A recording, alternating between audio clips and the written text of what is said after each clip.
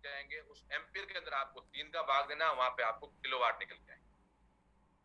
अब हम बात करते हैं एक एग्जाम्पल के तौर पे, नॉर्मली घर में 3200 वाट तक की हमारी गणना हमने ली है कि जैसा कि मेरे घर में 3200 वाट का लोड है, टोटल मैंने चेक कर लिया कि मैं 3200 वाट तक एक साथ में भी चला सकता हूँ, या इसमें से 800 साथ में, 2000 एक साथ में, ऐसा भी करके, या टोटल मिला के चाहूँ तो 3200 से ऊपर नहीं होने वाले हैं।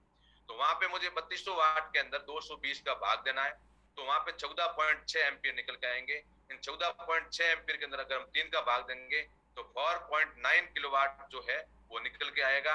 यहाँ पे एक गणित अपने को काम में लेनी है जो मुख्यतः चलती है कि अगर जहाँ पे पॉइंट के बाद में 49 आता है तो वहां पे उसको कंसीडर नहीं किया जाता है, और पॉइंट के बाद में 51 आता है, 0.51, तो वहां पे उसको एक पूरा माना जाता है।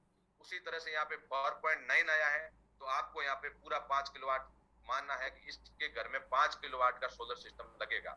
जी हाँ, 5 केवीए का सिस्टम लगेगा और 5 किलोवाट की पैनल लगेगी। ये आपकी एक गणना है जो सिंपल एक फॉर्मूले के साथ में हम कर सकते हैं। इन दो तरह के लोड को हमने एक साथ में किया। हालांकि मार्केट में, या हम कह सकते हैं कि सोलर की जो गणित चलती है उसमें इन दोनों को अलग अलग कंसीडर किया जाता है, इन दोनों को अलग अलग गणना के रूप में माना गया। लेकिन हमारा अनुभव ये कहता है कि अमूमन घर में ये जो चीजें हैं वो नॉर्मल कैपेसिटिव और रेसिस्टिव लोड हर घर में चलता है, तो उनको हमने साथ में करके एक फॉर्मूला तैयार किया। और इस फॉर्मूले के तहत अगर आप डील करते हैं तो नो डाउट हो के डील कीजिए, बिल्कुल आप आराम से कीजिए, वो 100% सिस्टम चलेंगे अगर इस तरह से आपने ये निकाली कैलकुलेशन और अपने कस्टमर को इसके बारे में बताया। तो आगे हम बात करेंगे इंडक्टिव लोड की। ये लोड वो लोड है जो थोड़ा सा क्रिटिकल लोड है ऑफ ग्रिड के लिए स्पेशल, कि ऐसे उपकरण जिसमें इंडक्शन लगे।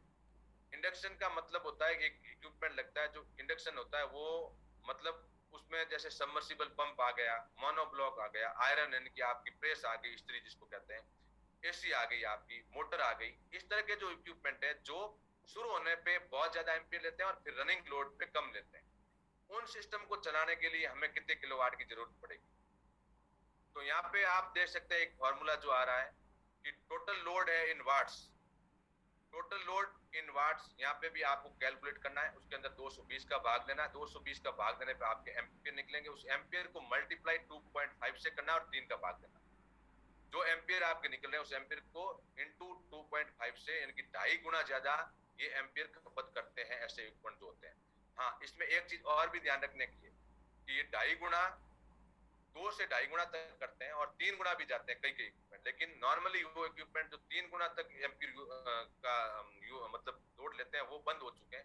बहुत ही पुरानी मोटर्स जो होती है उनको हम यहाँ पे कंसिडर नहीं करते हैं, क्योंकि उनको अगर करेंगे तो कस्टमर के लगने वाले किलोवाट इतने बढ़ जाते हैं। इससे अच्छा है कि वो उस इक्विपमेंट को चेंज कर दे, क्योंकि वो बहुत 5-10 साल पहले की जो मोटर या ऐसा कोई इक्विपमेंट होगा, एसी वगैरह, जो ज्यादा एम्पीयर लेता है 3 गुना तक।